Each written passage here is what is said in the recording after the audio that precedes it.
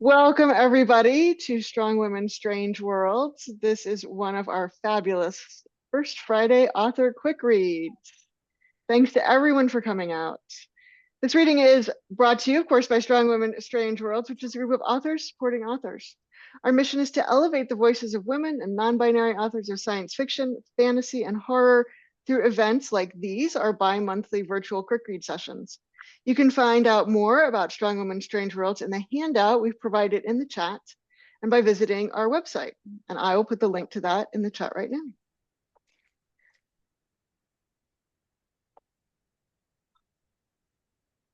There we go. I'd also like to take a moment to thank those who have made a tip jar donation. Thank you. We appreciate it very, very much. I'm your host today, Kendra Leonard, and we're going to get underway. Please note that recording of this session by the audience is not allowed, and recording of electronic communications, including Zoom meetings and webinars without permission, is illegal. You will be able to watch this on our YouTube channel following today's live presentation. Today we'll be featuring 6 authors: Brenda Clough, Chelsea Conrad, Lindz McLeod, Cheryl S. Ntumy, KJ Harrowick, and Sylvie Cathrall. Each author will have 8 minutes to read. A couple quick notes about Zoom.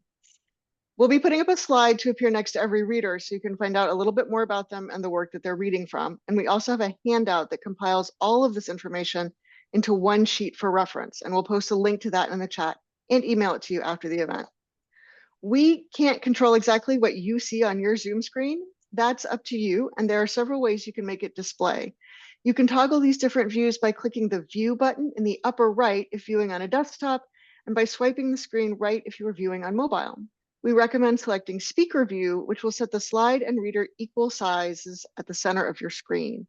You can then use the double bar between the two images to adjust how much space you have versus the reader versus the slide and how much space that takes up, as we have pictured here. Closed captioning is available for today's event. However, each user needs to manually turn on closed captioning within Zoom themselves. You should see a CC option on the Zoom toolbar or controls within your Zoom screen, and you click that to turn on the captions. Next, within your Zoom meeting controls, you will see a chat option. If you have questions about anything, put them into chat, but do make sure that you have the chat sent to send to everyone, or we won't be able to see it. And if you like what you're hearing, let us know that in the chat as well. We'll also spend a few minutes at the end after all the authors have read in an author Q&A responding to your comments and questions. We'll also be using the chat box in Zoom to provide you with links and information. So if you haven't already, please click on the chat option in the Zoom toolbar and open the chat box. We'll be pasting in links to the authors' websites and to the handout of information about the stories and books you'll hear today. Just a warning, if you view that on mobile, the events don't always show chronologically, so you might have to scroll to find today's date. And of course, we're also posting the link to a Google survey.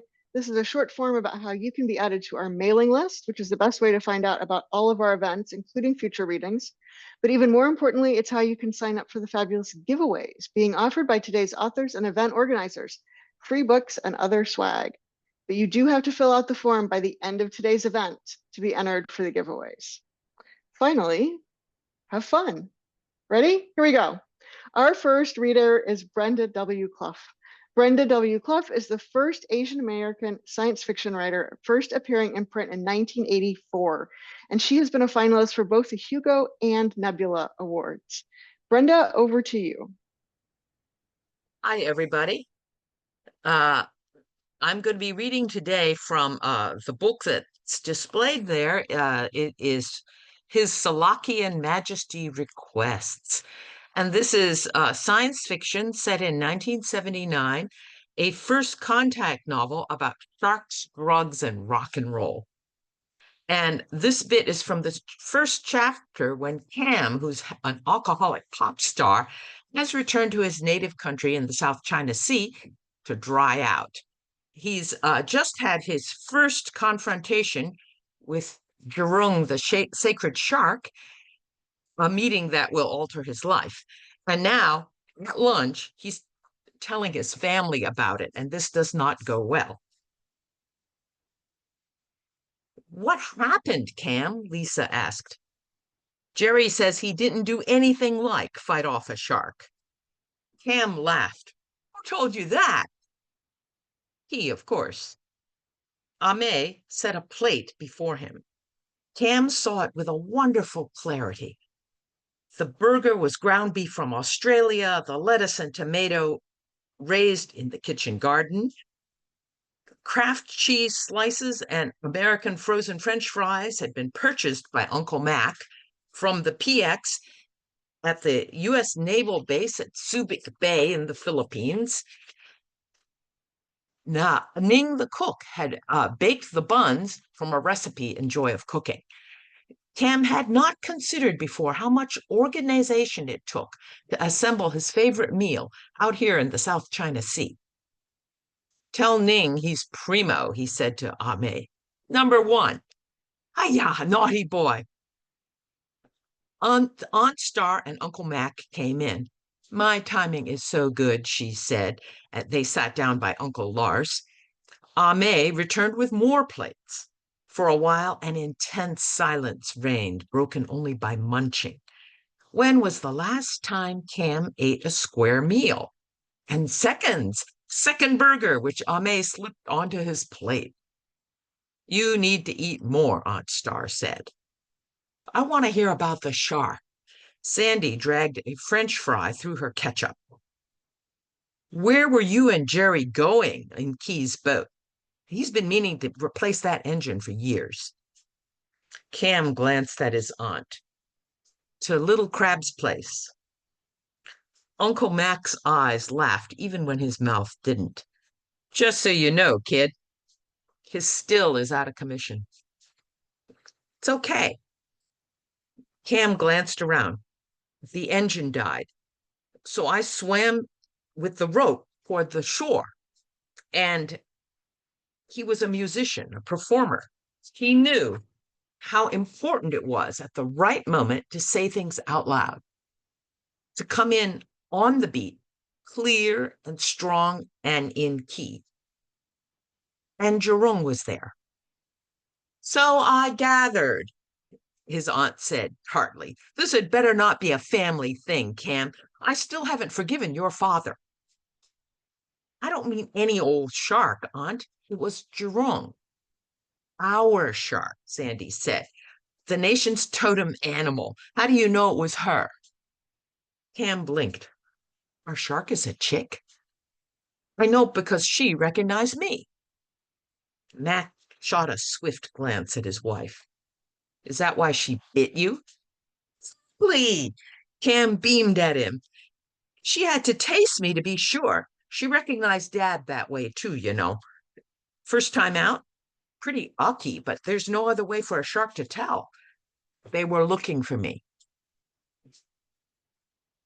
Lisa put her hand on his wrist. He doesn't feel hot, she reported. Uncle Lars said very gently, Cam, did you get a lot of sun yesterday? No, mostly I don't burn, I tan. Uncle Lars, the sharks sing. And Jerome sang me a song. No one said a word until Star said, You're not singing it. Sure am. Cam drained his coat. He didn't need to recall it. The melody flowed through his skull, pulsed through his veins. He sang naturally, without art, in a supple tenor stronger than his speaking voice. You're almost there. I found you. I won't let go. Almost there, you're safe. I missed you so long, but I found you. And now we're almost there. Not quite right. He hadn't caught the feel precisely. Star muttered, Holy cow. That's beautiful, Sandy said. Star, Mac scowled at him. Did your brother tell you about the song? Only that he heard one. Lars, girls, Cam, did your father ever tell you the words his shark sang? The others shook their heads. Nah, Cam grinned. You'd decide he was crazy, like they were thinking about him. Mac held up a broad, meaty hand. Cam, your father told me more than 20 years ago. He did? Star sat up. The words to the shark's song, what were they? Very similar, Mac said. Not far now, he said she sang. You're okay. You're safe. How about that? Confirmation. Cam leaned back. It does run in the family, you see? But damn it, there had to be a way to fix that tune. He needed yes. Sandy, in Hong Kong. Did I bring any luggage? Where's my guitar? Sandy glanced at her mother, and Star said, Your dad brought it, but he parked it down at the office. He said, Well, he said that if you asked for it, you were better. Cam waved that aside. His alcoholism was small now in the rear view mirror. He needed that guitar. I'm going downtown. And that's the end of this bit. Brenda, thank you so much. This is fantastic. And I can't wait to read how this story turns out. Our second reader today is Chelsea Conrad. Chelsea Conrad is a US Today bestselling author of The Farmhouse. She writes twisty, speculative thrillers and psychological horror. Her books are packed with both murder and kindness because we can be more than one thing. Chelsea, it's all yours. All right. So definitely a tonal shift, everybody. We are going to be going to Nebraska to a rural farmhouse where Emily has fallen asleep on the couch because she's not sleeping great. And there hasn't been anything that her husband has also seen on this farm, but something is not quite right. A high-pitched wailing woke me. I jerked upright on the couch. The air was stagnant. Darkness ensconced the living room. A small halo of yellow light from a lamp curled around the end table, illuminating my water bottle and the remote. A muted glow from the television told me the pain cries weren't fiction. Are you still watching? It asked. I rose, but my knees went liquid. The scream had sliced through the farmhouse, scraping the walls, stabbing fear directly into my sternum. Is that a fox? Doubt dug into me, dulling my motions. Josh wasn't sprinting from the bedroom, but then he could sleep through any natural disaster. I suspected he'd started taking Ambien again, simply to not deal with me in the middle of the night. The modern silver numbers on the clock across the room said it was edging toward sunrise. I focused on those numbers. 3:42. Another tiny, sharp scream pierced the house, my heart. I pushed to my feet again, legs holding me this time. I staggered toward the front door. Moonlight stretched its pale fingers through the sheer curtain of the big window. My palm was slick against the doorknob. What am I going to do out there? Hesitation gnawed at my nerves. If someone was in danger, how was I to help them? I should call the police. The sheriff could be out here in 20 minutes? 20 minutes and we'd be dead. She'd be dead. Frost formed on my fingernails, tiny white lattice hardening my grip. Open the door, you must see. That voice, her voice. Alice Belkin, the surety of it rang in my breastbone. Fear raked my very soul, but I obeyed. If she could freeze my fingers, then she could certainly do more. Alice? The screaming outside escalated at my invocation of the former homeowner's name. I ripped the door open, half hoping I'd see some red fur scuttling along the porch. This could be a fox. Josh would tell me it was just some animal, and the Belkin relations who ran my farm would promise it was a creature. They would all be lying to me. The soil and stone of our drive were black in the shadow of night. The corn stalks had taken on the bleached gray tone of black and white photos. The moon hung low and huge. A high-pitched cry cut through the field. Salty sorrow permeated the air, as though painful tears had become palpable. I swallowed. Someone else's hurt snaring my throat, shredding my insides all the way down. A hard thwack walloped the center of my back, like a shove, like a command, like a sacrifice. I staggered forward, ready to run out there again, ready to ruin my bare feet, ready to save this woman, whoever she was, from terrible men. The light was on in the barn's loft. The glow yanked my gaze there, demanded I watch, as it did every time. The noose swayed like a pendulum, the looped cord empty. A guttural cry emanated from the direction of the barn, more melodic, like a heavy metal singer. Panic slipped my palms. I rushed forward. Sharpness bit my foot. I scooched backwards on my butt, the thump of my fall not stopping the music now playing across the air. I turned toward the barn. "Why are you fucking with me?" I shouted. In the noose, I saw a body. Purple and black face, blood seeping from blue lips, her eyes milky white and staring at me. "Look," the voice rattled. Was it the woman in the barn? Was it Alice Belkin? Her daughter? Another woman who had experienced hell on this farm? I shook myself. How could this even be real? Covering my face with both hands had to make this go away. Could I conceal myself long enough to let daylight dispel this? Josh was right. I was losing it. Because I couldn't have this happen. I'd called 911 before, and it had helped no one. Not whoever had been in that truck, and certainly not me. I couldn't do it all over again. "Look," the voice sharpened the more she repeated the word, as if she sought to break down a wall with her voice alone. Hoarseness coated that rasp. "Emily," my name stretched brittle on the air. I opened my eyes, expecting I don't know what. The barn remained aglow, the noose still swaying, body gone, music rattling the early morning stillness. The side of my foot was still stinging. I dared to look.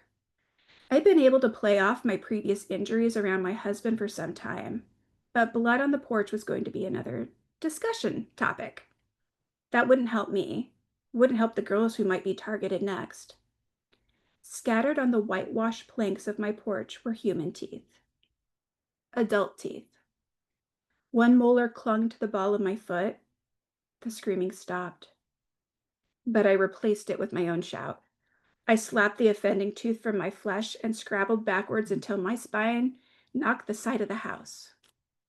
Why in the hell were there teeth outside my front door? I spared a glance at the barn. Still in dark now. Without the light, it felt further away. Or maybe it fled this too. Josh had to believe me now. I couldn't make up fucking teeth. Whoever left them for me was either determined to unnerve the shit out of me, and holy hell did it, or wanted me to have proof. I leaned forward, as though moving too quickly could make the offending bone bits attack me. Given my experience with the goddamn barn, I wasn't about to rule it out. There were 5 teeth in total, 2 incisors and 3 molars. Dark brown marred the sides of most of them. The churning disgust in my stomach was certain they were from 5 different people. Prizes. My stomach roiled. Who would relinquish them to me? Had the voice conjured this?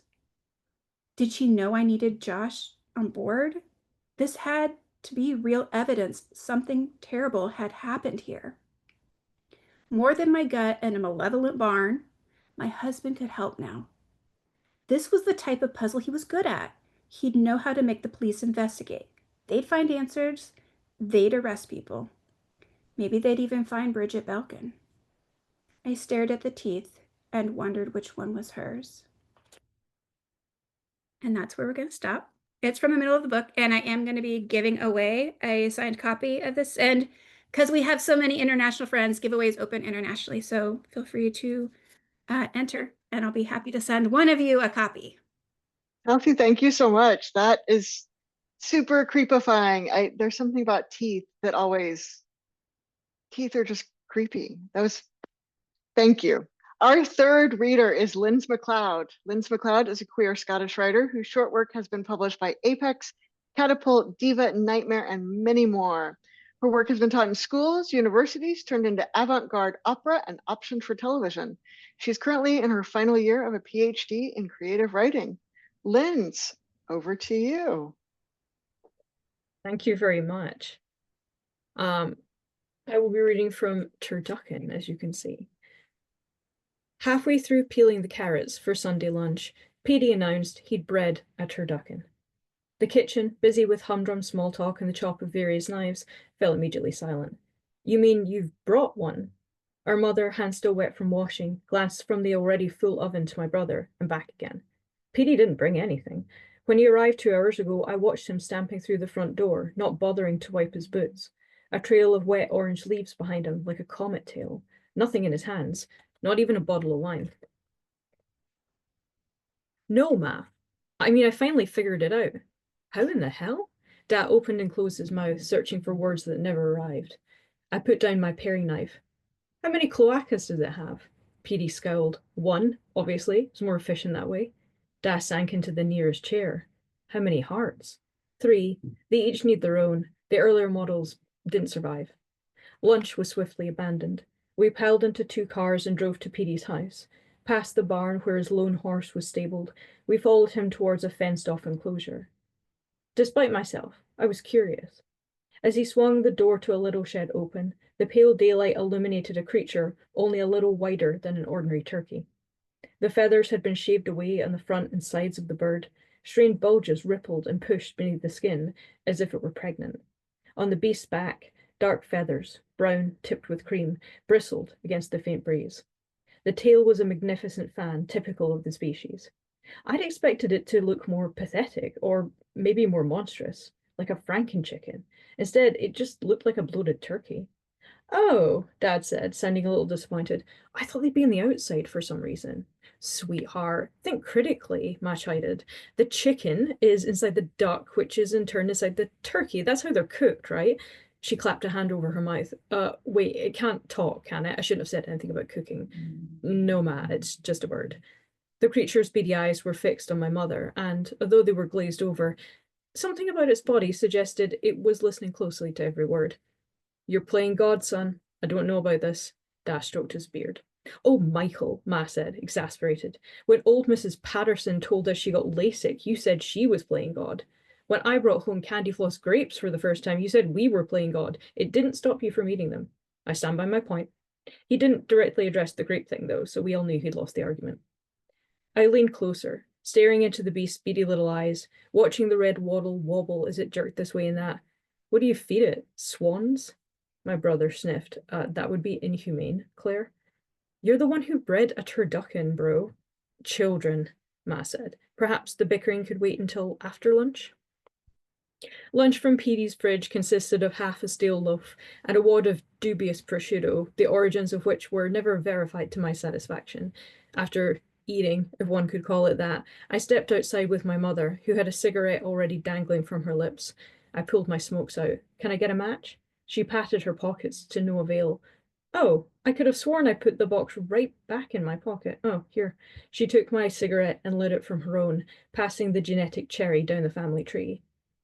What do you think of this? I mean, really. I think we should support your brother, darling. Well, don't you think it's screwed up? I think, she blew a ring of smoke, it's a good thing that he's not into drugs and gang crime, and I think we should be grateful that he has a hobby. I stared at the little shed. I could just see the head of the turducken bobbing around inside. Do you think he's playing God? She considered this. I think there are worse people to aspire to be. Big heart know where food and how to mate. Big heart know danger, what to peck, when to run and flap.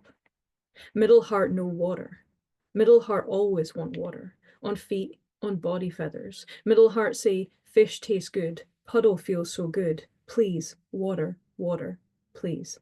Small heart has little fast thoughts, like eggs cracking. Small heart know lots. Small heart say we, and think, and escape. Big heart want to please man who feed. Middle heart want to please man who feed. Small heart don't want to please man who feed. Small heart say danger and fly and freedom. Big heart don't recognize any of those words. Middle heart only think about diving down, green, fish, fish, fish. Big heart content to stay inside. Middle heart see pond, want to swim. Small heart say, now, a chance. 3 stretch wings wide. 3 slide peg up with beak. Small heart say, yes, that. Big heart like outside. Middle heart pull towards pond. Small heart say, not yet. Middle heart quack. Big heart feel middle heart peck inside. Ow, big heart hurt. Small heart say, one thing, then bigger pond. Middle heart say, yes, big pond. Fish, please. Please, pond. Small heart say, promise. Middle heart silent. Middle heart don't know promise. Big heart trust small heart. 3 approach man who feed nest. Small heart say, here, and box, and fire. Big heart peck at box. No fire. Small heart say, scratch with claw. 3 lift foot and scratch box. Sparks fly. 3 watch dry grass catch fire. 3 watch red fire wriggle towards man who feed nest. Small heart say, yes, and good, and revenge. Small heart say, walk quick, walk now, walk away. 3 waddle until man who feed nest looks small. 3 walk until sun hot on feathers. Small heart say, well done, go further. Big heart tired. 3 tired. 3 walk until no sun. Small heart say, further. 3 walk until smell of green. Big roar, yellow sand. Middle heart say, now pond? Small heart so sad. Small heart say, now pond. Thank you very much. And this is from Turducken, as you can see, and there will be a giveaway of that, so please do sign up for that if you want. This book is full of stories that will break your heart, so be warned. And thank you very much for having me. Lynn, that was brilliant. Thank you so much. Just a quick reminder for those who came in late, in the upper right corner of your Zoom controls, you'll see a view button. If you click that, you can change the layout of the Zoom screen to show the speaker and slide side by side. And you can use the tiny double bar in the middle to adjust the relative size of the slide or the speaker. Additionally, please select the chat option to see the chat box and the links that we're posting and to interact with other audience members. Lastly, don't forget, our featured authors and committee members are giving away free books, swag, and more today. The only way to enter those giveaways, though, is to fill out the form linked in the chat by the end of the event. Our 4th reader today is Cheryl S. Ntumy. Cheryl S. Ntumy is a Ghanaian writer and founding member of the Sotoverse collection and Pelto Literary Arts. Her most recent books are Song for the Shadows, out from Athos Arts in 2024, and Black Friday and Other Stories from Africa, out from Flame Tree Publishing 2025, and Future Fiction 2025. Cheryl, it's all yours. Thank you. Hi, everyone. Songs for the Shadows, which I'll be reading from, is a Satyavas story. So it's set in a shared universe. And it's well, I'll let you see for yourself what it's about. But the scene that I'm going to be reading from takes place shortly after the main character, Shatari, has gone through a great trauma, a great tragedy, and has left behind everything that she knows and is now about to embark on a journey that will change her life. Come dusk, Amy had gone, and Shah Dadar stood in the queue with the other recruits boarding the ship. The recruitment officer, an Akbar, who towered over the humans, moved down the line, taking names on a recording device. Although indigenous to Arinurin, the Akbar was scattered across the binary star system. While others marveled at their height, strength, or the way light rippled off their scales, Shah Dadar had always been struck by their double names, the first part a link to the material world, the second a link to Iwaizo, the world of the spirit. When the officer approached her, signing name, she froze. Her mind seemed to shut down as she stared into his black, glistening eyes. Your name, child, he signed impatiently. We're on a schedule. Shah Dadar said nothing. Her mind had gone blank. She couldn't even lift her hand to sign back. The Akbar blinked and leaned in with a weary sigh.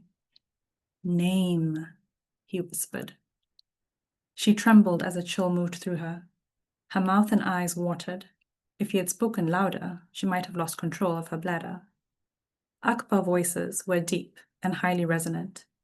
They had a unique effect on humans, each sound they uttered carrying the power of a minor incantation. and the species restricted themselves to sign when dealing with humans. It might have been the impact of the Akba's voice, or some delayed response to the events of recent weeks, but when she finally found her voice, the name she gave was Shaddari Serua. She pronounced her given name with her tongue between her teeth at the end of the first part and the start of the second, Shaddari, like an Akba name, although uttered without an ounce of the power it would have carried in that language, paired with a butchered form of her family name. Other recruits stared at her in confusion, wondering what game she was playing. The recorder pinged, capturing her voice. The officer's eyes narrowed to slits. Shadada could hardly breathe for fear. What sort of person would drop the echo in their name? It was sacrilege, like cutting off her own arm. Yet she felt no remorse, only a fierce, dangerous thrill. And no echoes.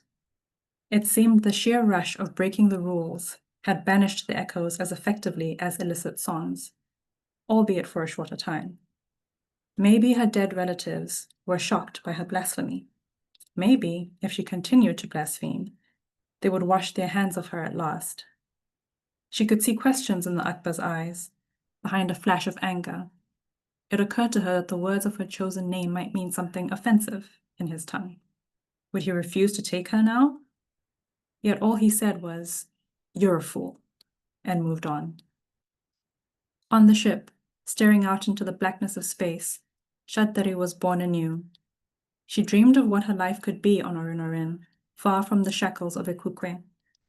It seemed shiny with potential, but the echoes remained.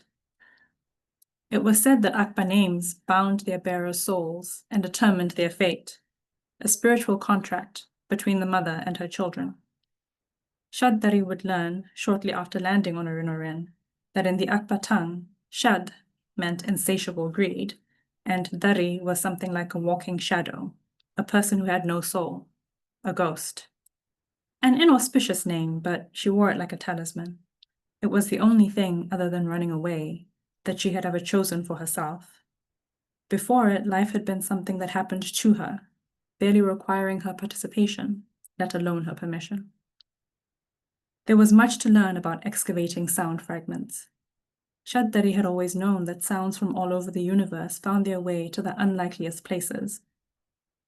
Carried in travelers' songs, physical artifacts, planetary debris, spells that lived in the bones of those who had cast or received them, satellite transmissions, dying whales locked in shipwrecks, prayers bound in temple ruins. Yet she had never imagined that the planets gobbled sound and hoarded it in tree roots, soil, and mountain crevices, in water so deep that no human could bear the pressure. She learned that sounds imbued with powerful emotion and matter-bending will lingered like echoes in the fabric of life, and that the right kind of magic could bring those sounds back as loud as the day they were made. She was thrilled to discover that the use of innate magic, echo magic, for the Ikuque-born recruits like her, was banned during excavation jobs. Her home was on Orinorin now, and her loyalty was to Zezefeni. She put her voice signature on contract upon contract, stating as much. Contracts to ensure compliance with South 3 regulations, contracts to prevent her from selling company secrets, contracts binding her to regular spiritual support from orange-robed Susununya teachers, contracts to ensure that she replaced her quaint but uncontrollable echo magic with the refined techniques approved by the Zizefeni Council. Shaddari signed them all, selling a piece of her heritage with each contract, praying to the mother that this treachery would be enough to turn the ghost echoes away. Why would they linger when she was no longer one of them? Why not go home, where they would be embraced? And yet the echoes remained long after Shaddada ceased to exist, as though punishing her new incarnation was more important than finding peace in the hereafter. Thankfully, Orinorin was full of dangerous, creative ways to silence one's demons. With her lucrative new job, Shaddari could afford to try them all. And I'll stop there. Oh, and I should say that there will also be a giveaway, not of the book, but of some notes and sort of behind the scenes material that hopefully you will enjoy. So please sign up for that. Thank you. Cheryl, thank you so much. That is absolutely beautiful to hear. Everybody in the comments is saying, go listen to the audiobook, go listen to the audiobook. And I cannot wait to hear you reading this in the audiobook. Our fifth reader today is KJ Harrowick. KJ Harrowick is a fantasy and science fiction author, capturing readers' hearts with her science fantasy series, The Hidden Flames Artifact, and the co-founder of the I Know Why She Stayed initiative and Authors Against Abuse. Her newest novel, The Mountain and the Moon, is slotted to release in 2026. KJ, all over to you.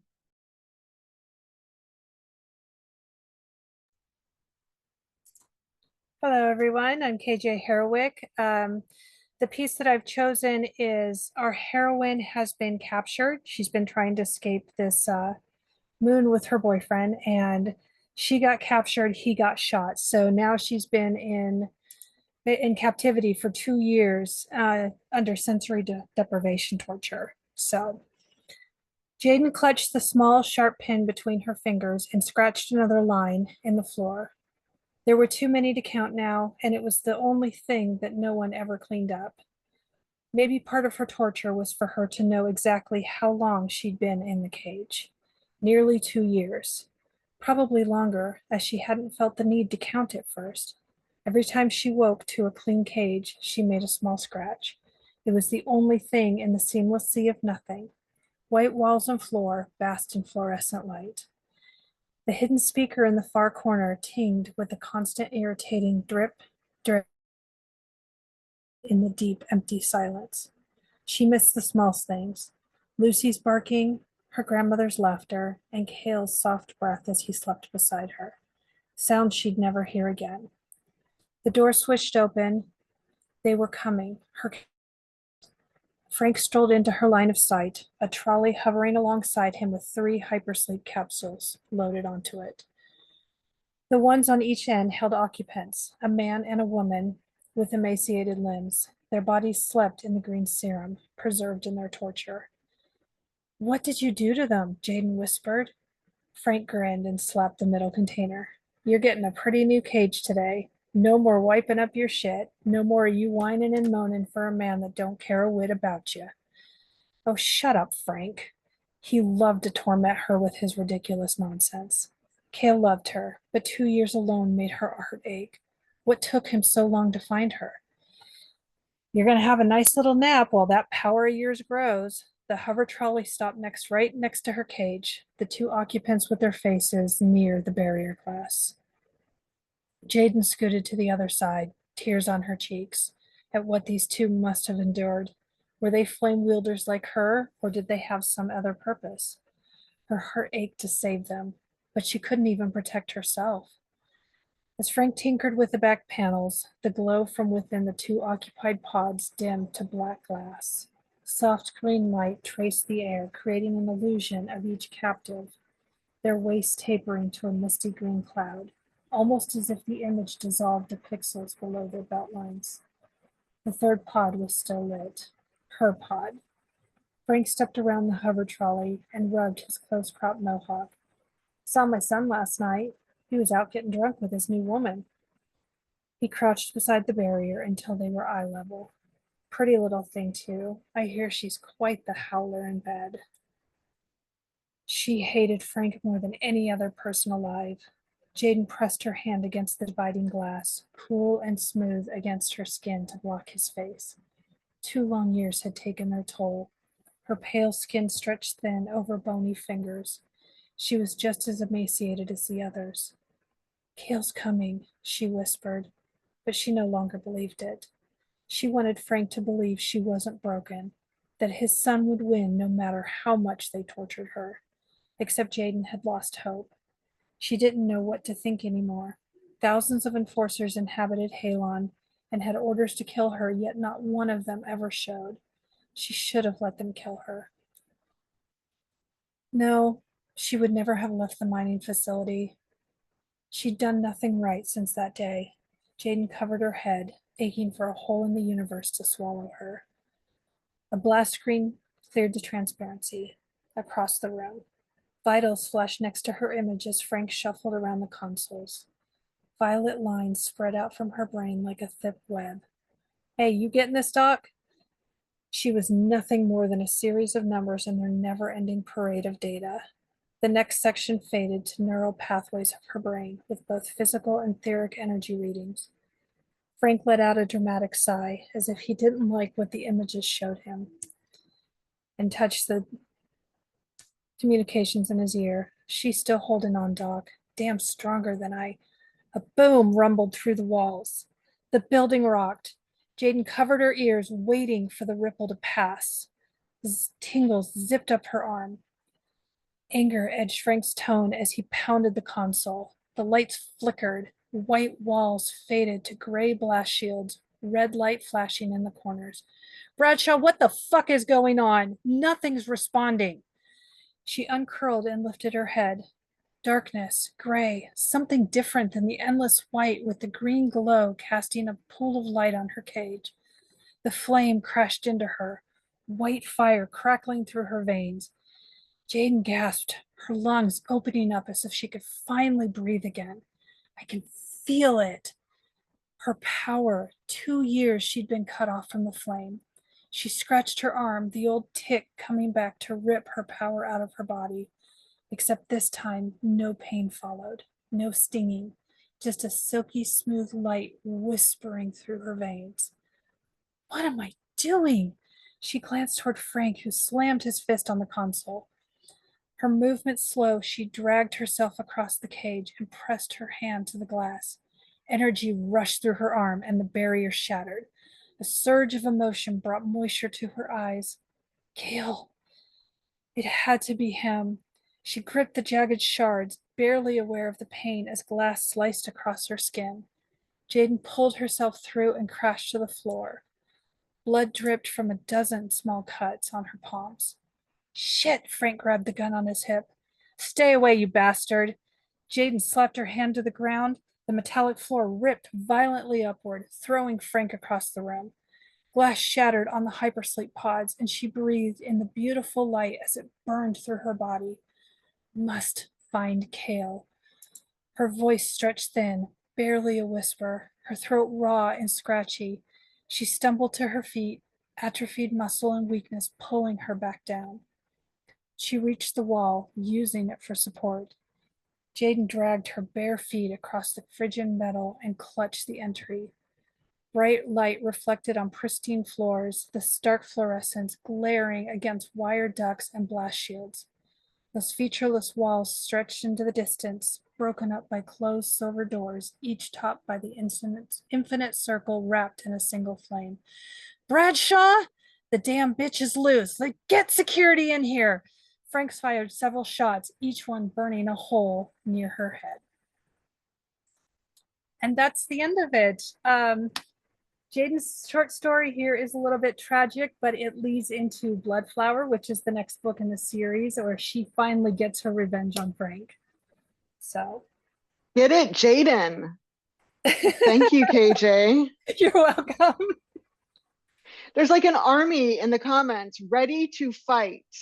Yeah, she's a powerhouse, but she's also scared of her own power. So it's a nice balance. Super. Our final reader today is Sylvie Cathrall. Sylvie Cathrall is the author of A Letter to the Luminous Deep, A Letter to the Lonesome Shore, and the forthcoming Pigments and Paramour series, all published by Orbit. She lives in North Wales with her spouse, formerly her pen pal, and their toddler, currently an inquisitive toddler. Sylvie, it's all over to you. Thank you, and hi everyone. Hello, especially to the Sunken Archive fans in the chat from earlier. I almost had to turn off my camera because I was like, oh, I'm gonna make such a weird face of delight. But anyway, I will be reading from the very beginning of my first book, A Letter to the Luminous Deep, starting with chapter 1. Letter from E. Sidneson to Henry Clough, year 1002.